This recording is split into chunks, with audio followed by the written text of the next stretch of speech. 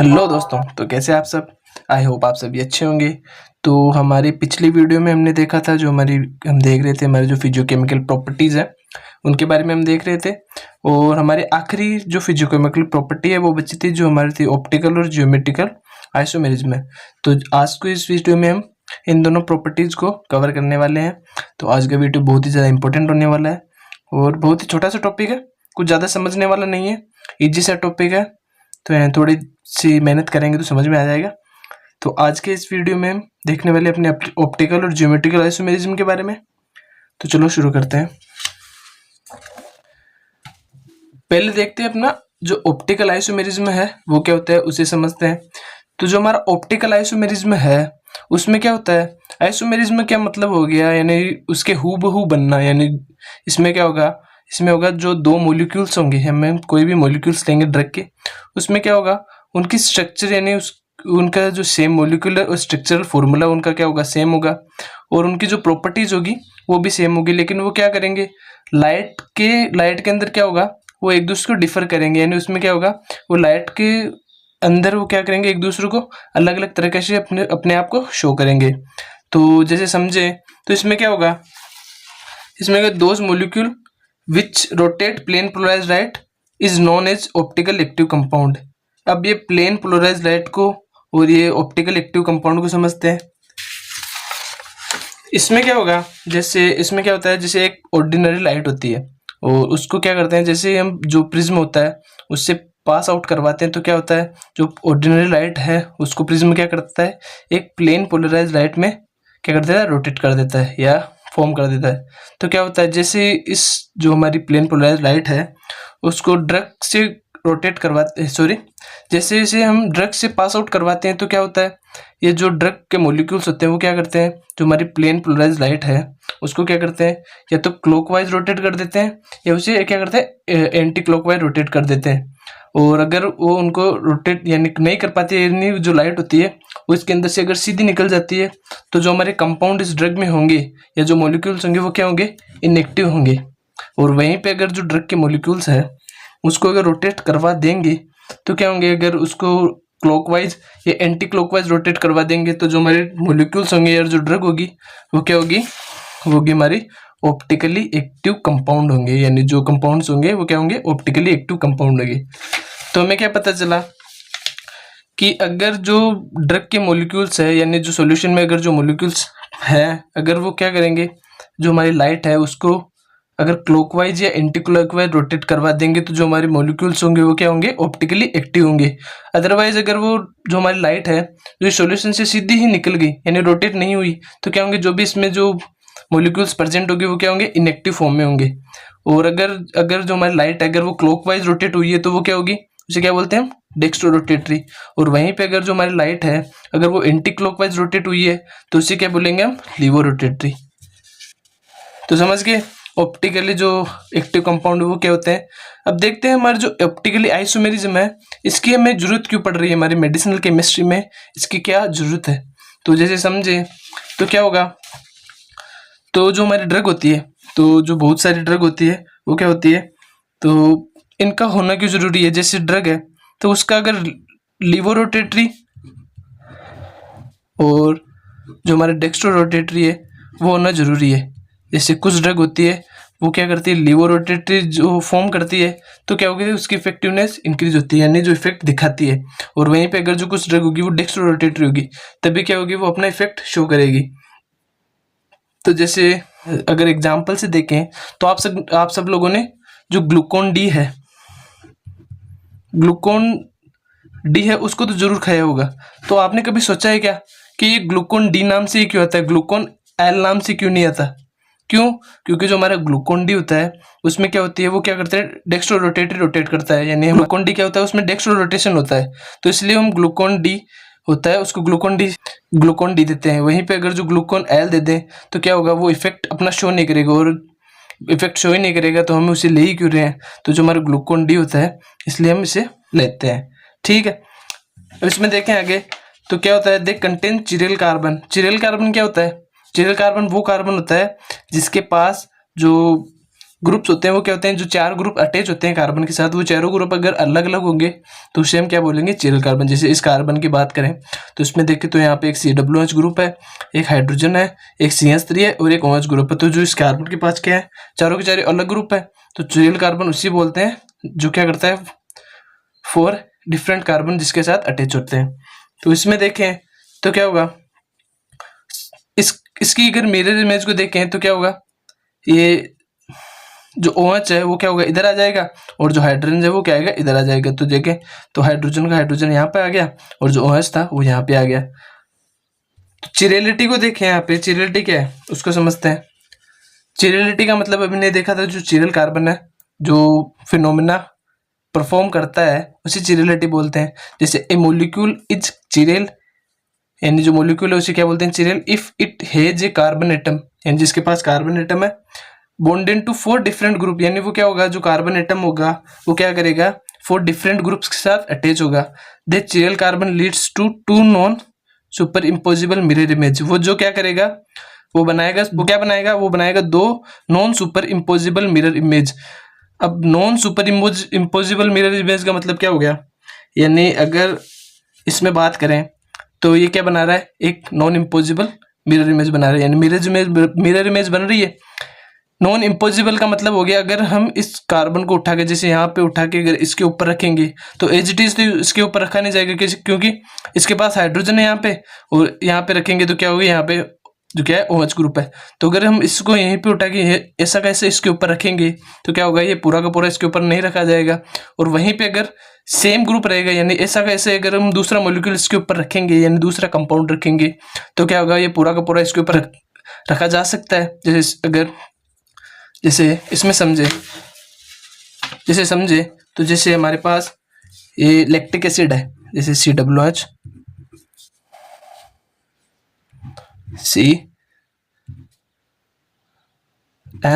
CH3 और OH। तो वहीं पे अगर हम ऐसा ही कंपाउंड लेके आए, जैसे दूसरा कंपाउंड लेके आएंगे, जैसे ऐसा का ऐसा ही COH,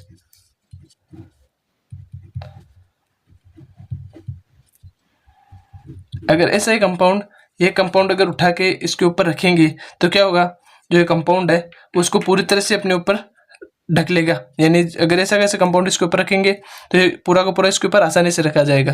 अगर वहीं पे इसके ऊपर अगर हम दूसरा, जैसे हमारे 2 मिरर इमेज बनी थी, जो ये वाली मिरर इमेज बनी थी, अगर हम इसको इसके ऊपर रखेंगे तो क्या होगा, क्या ये पूरा का पूरा इसके ऊपर ढक लेगा। जैसे इसको यहाँ पे रखेंगे तो क्या होगा, OH वाली साइड इधर है और H वाली साइड इधर है, तो इसको ऊपर ऐसे रखेंगे तो ये पूरा का पूरा इसको नहीं ढक पाएगा। तो ये क्या होगा, नॉन इम्पोजिबल मिरर इमेज का फॉर्मेशन करता है। यानी ऑप्टिकल आइसोमेरिज्म में क्या होता है, जो कंपाउंड बनते हैं वो क्या होते हैं, वो जो इम्पोजिबल मिरर इमेज का फॉर्मेशन करते हैं। अब इसमें हमने देखा था अभी, जो कंपाउंड है उसमें से अगर हम लाइट को रोटेट करेंगे, यानी लाइट को पास करेंगे, तो क्या होगा, जो डेक्स्ट्रो रोटेटरी होगा वो क्या करेगा, लाइट जो ड्रग होगी, अगर वो डेक्स्ट्रो रोटेटरी होगी तो वो क्या करेगी, लाइट को क्या करेगी, राइट साइड की तरफ रोटेट करेगी। वहीं पे अगर वो ड्रग अगर लिवो रोटेटरी होगी तो वो क्या करेगी, वो रोटेट लाइट को कैसे करेगी, लेफ्ट साइड की तरफ रोटेट करेगी। तो इसमें क्या पता चलता है कि हम क्या करेंगे, किसी ड्रग को लेंगे और उसमें से अगर हम लाइट पास कराएंगे, अगर वो डेक्स्ट्रो रोटेटरी होगी तो वो लाइट को राइट साइड की तरफ रोटेट करेगी, और वहीं पे अगर वो लिवो रोटेटरी होगी तो हमारी जो लाइट होगी वो उसको क्या करेगी, वो लेफ्ट साइड की तरफ रोटेट करेगी।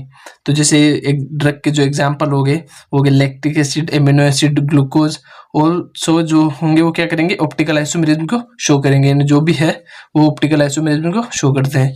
और वहीं पे हम आगे बात करें तो जैसे अब इसको समराइज किया गया है यहाँ पे, यानी की पॉइंट्स के रूप में समराइज किया गया है, तो उसे देखते हैं।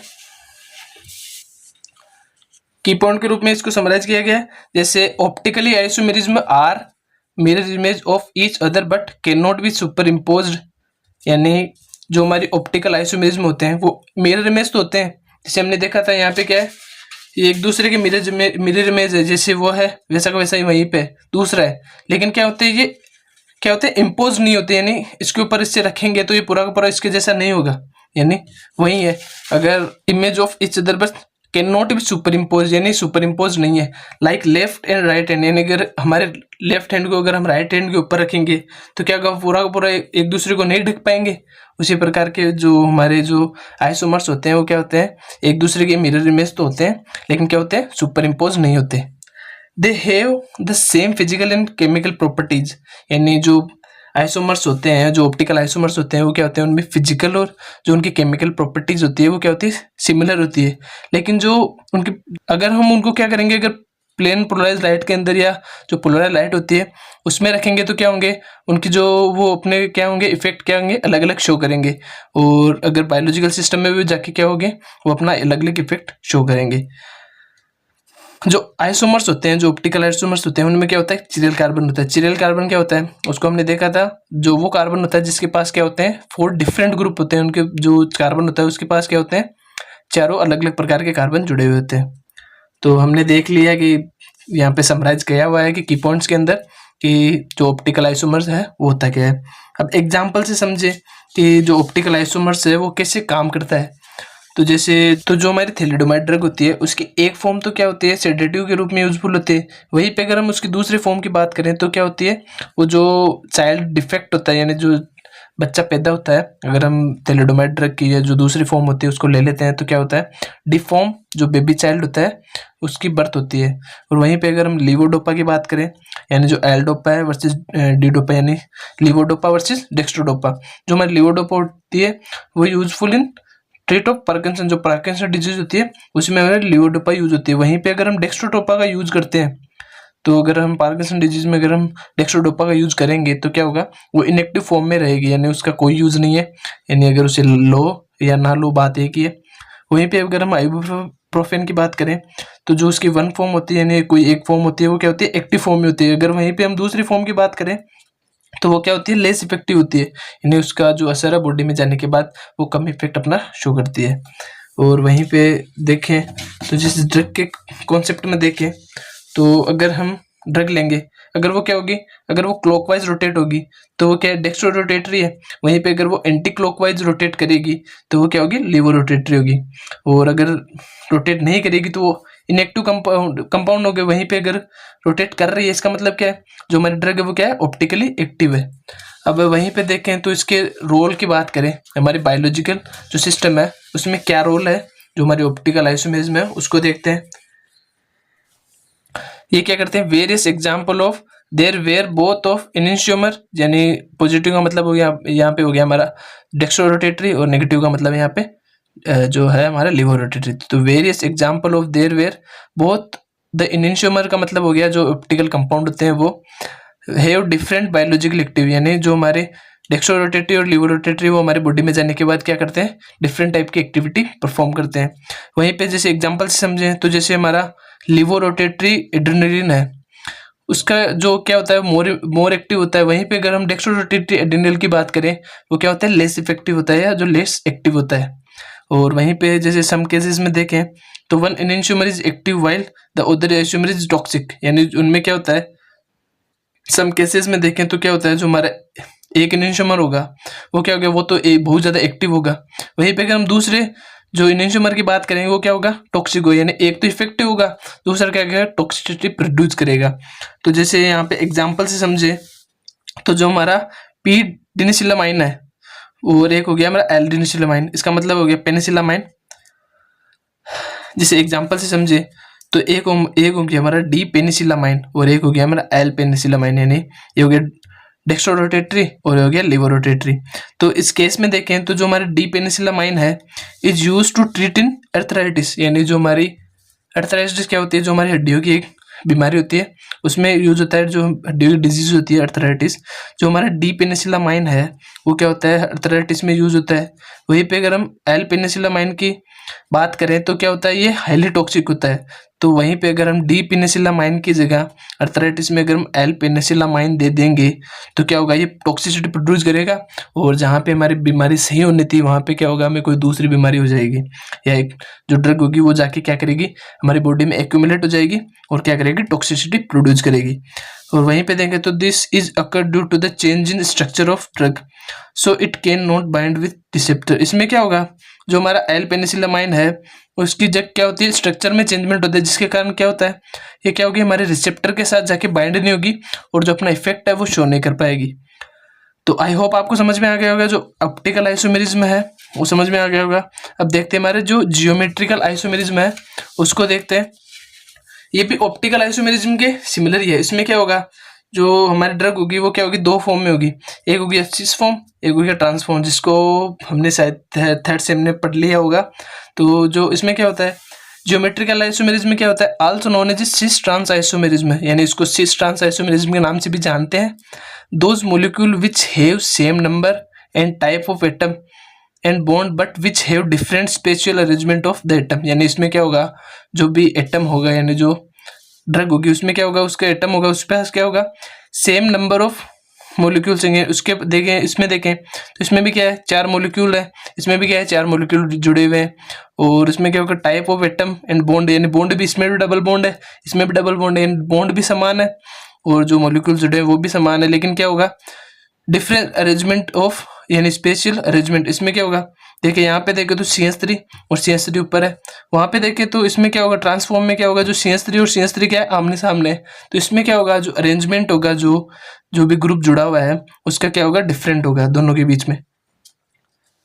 तो अपने सिस और ट्रांसफॉर्म को समझे तो सिस में क्या होगा, जो भी हमारे ग्रुप होंगे वो क्या होंगे, यानी ऊपर एक आमने सामने होंगे या एक साइड में होंगे। जैसे यहाँ पे देखे तो जो CH3 है और जो HH है, जो HH है वो क्या है, नीचे की तरफ है, और वहीं पे देखे जो CH3 की बात करें वो क्या है, ऊपर की तरफ है। वहीं पे अगर हम ट्रांसफॉर्म की बात करें तो उसमें क्या होगा, जो भी ग्रुप जुड़ा होगा वो क्या होगा, एक दूसरे के विपरीत होगा। जैसे यहाँ पे CH3 की बात करें तो यहाँ पे देखें CH3 क्या है, आमने सामने है, वहीं पे हाइड्रोजन ग्रुप की बात करें तो वो क्या है, एक दूसरे के सामने है। तो जियोमेट्रिकल आइसोमेरिज्म में क्या होता है, जो भी मॉलिक्यूल्स होगा वो क्या होगा, दो फॉर्म में होगा, एक होगी उसकी सिस फॉर्म, एक होगी उसकी ट्रांसफॉर्म। और उसमें जो सिस फॉर्म और ट्रांसफॉर्म का मतलब क्या होता है, सिस में क्या होता है, जो भी मॉलिक्यूल होंगे उनकी जो मॉलिक्यूल्स प्रेजेंट होंगे जो कंपाउंड में वो क्या होंगे, एक तरफ होंगे। और जो ट्रांसफॉर्म होगी उसमें क्या होंगे, जो भी मॉलिक्यूल्स होंगे वो क्या होंगे, एक दूसरे के विपरीत होंगे। और अब इसमें देखें तो this isomerism have those compound that have double bond in their chemical structure.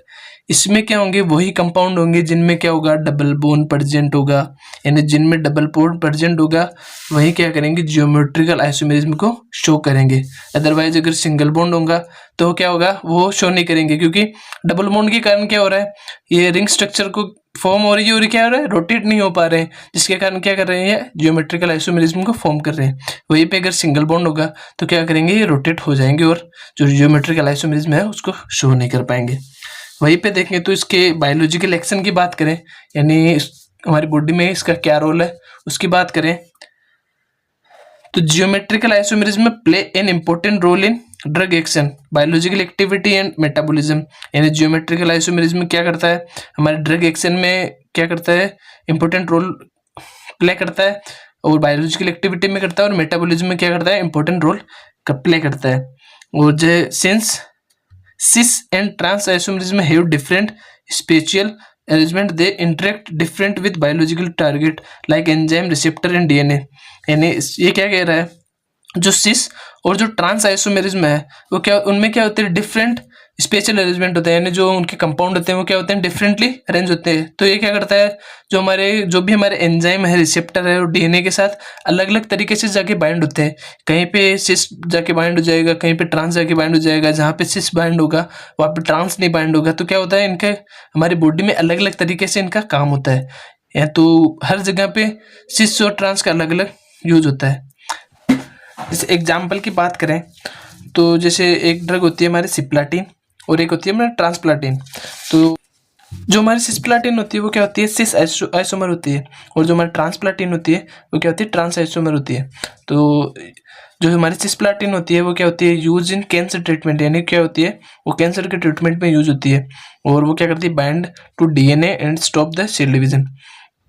वो क्या करती है, डीएनए के साथ बाइंड होती है और क्या करती है, सेल डिवीजन को रोकती है, स्टॉप करती है। वहीं पे अगर हम ट्रांसप्लाटिन की बात करें वो क्या होती है, ट्रांस आइसोमर होती है।